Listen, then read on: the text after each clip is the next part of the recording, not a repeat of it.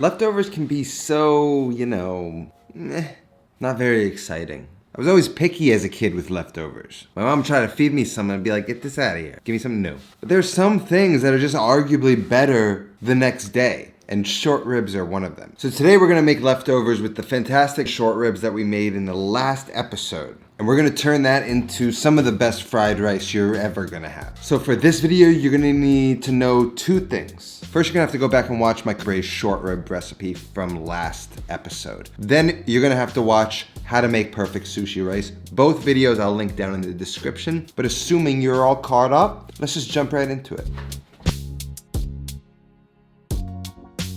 Now, I know there's a lot of controversy, a lot of discussion around fried rice. The intent of this video is not necessarily to be like a comprehensive fried rice video. It's just literally to show you what I do at home when I'm making these recipes for myself. So Uncle Roger, if you got a problem with what I'm doing over here, you can go find a new nephew. Okay? Now, my biggest tip with fried rice making, besides the obvious making sure you cook the rice properly, is making sure you're not making too much fried rice in too small of a pan. We're not using a wok, we're gonna use a non-stick pan. A lot of non-stick pans, they're much more tolerant to heat than they used to be, so they're safer, so we can kind of make it in this method. But I'm just gonna really go with a really approachable method, no fancy pans or anything. First thing we gotta do is prep the veggies that we're gonna use in this recipe. I've got some broccolini, carrot, some of the scallions from last episode. I've got a shallot, you could use an onion. I've got shallot, so I'm gonna use that. Some garlic, I've got some egg, I've got some butter to finish it.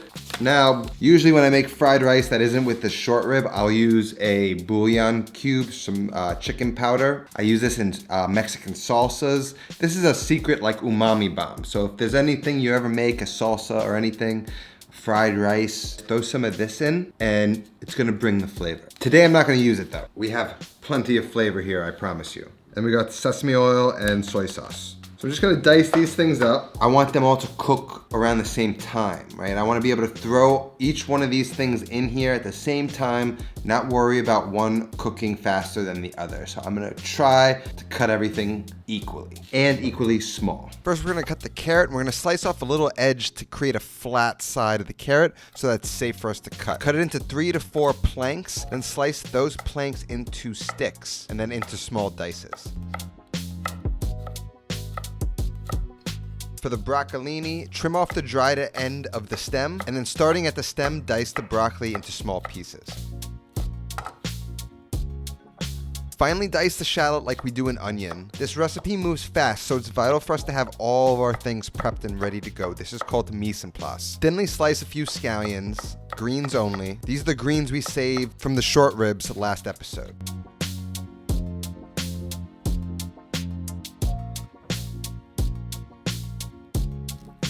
Slice the garlic thinly. Crack an egg in a bowl. Now we got the rice. What I want to do is sort of break it up. You know, the sushi rice is a little sticky, so you sort of have to just kind of break up the chunks. And as I do that, I want to just sort of work it into a bowl, just sort of, so I don't have to do this when it's in the pan. See how they're kind of individual now? It's okay if there's still a few, those will break up, but doing that just makes it a lot easier. And now we got the star of the show, the short ribs.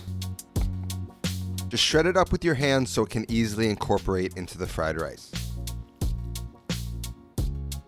So we've got our short ribs shredded, we've got our sushi rice, we've got all of our vegetables chopped and ready to go. We've got a little bit of butter at the end, which we're gonna finish with.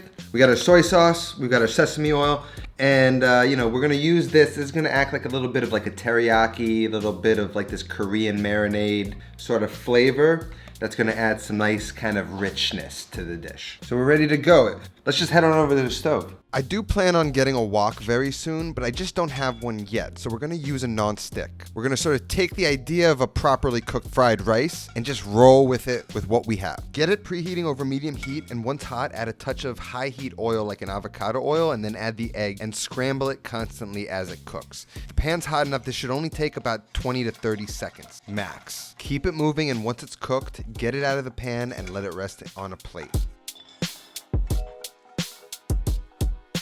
Add a touch more oil, and then add the shallots and the carrots. Cook those for a minute, get them going, and then you can add the broccolini.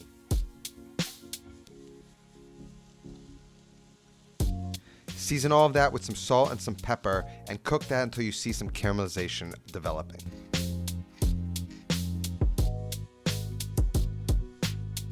Now a wok is designed to get really hot and to cook this a lot faster, and since we're not using a wok, we're just going to take our time at this stage a little bit more. Make sure we get these vegetables cooked properly and some nice caramelization.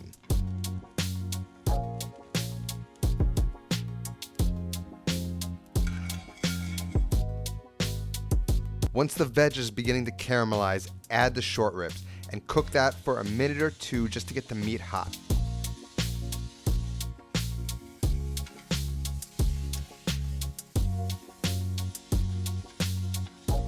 Once hot, transfer everything to the plate with the eggs to clear some room in the pan to reheat the rice. Add a touch more oil and then add the garlic and a pinch of the scallions, saving most of those for garnish, and then cook for about 30 seconds to a minute or until fragrant.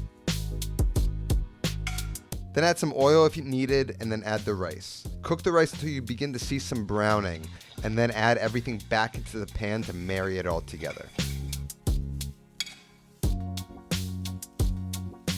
Add a touch of butter.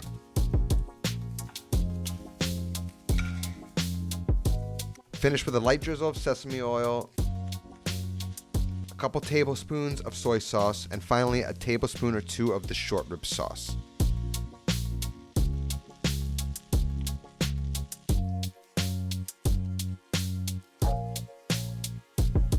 Mix it all together, shake the pan back and forth while the spoon moves in a circular motion to mix everything well, and once it's nicely browned and cooked, you're ready to serve. Top it with a sesame seed garnish as well as some fresh scallions.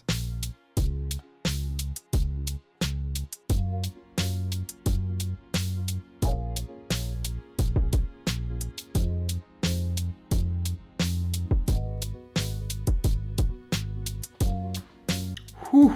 You know how some fried rices are like not dark, they're like a light color? I don't like that. I like my fried rice to look like it's been fried. And that's what you got here. Lots of flavor, textures. You got the broccoli bite. You could throw some peas in here. I just don't have any. I think if you just got the method down, you get the idea down, you know, you want caramelization on everything, color, flavor, simple seasonings, you got yourself a good fried rice. That's all that I have today. I'll see you next time. Until then, take care of yourself and go feed yourself.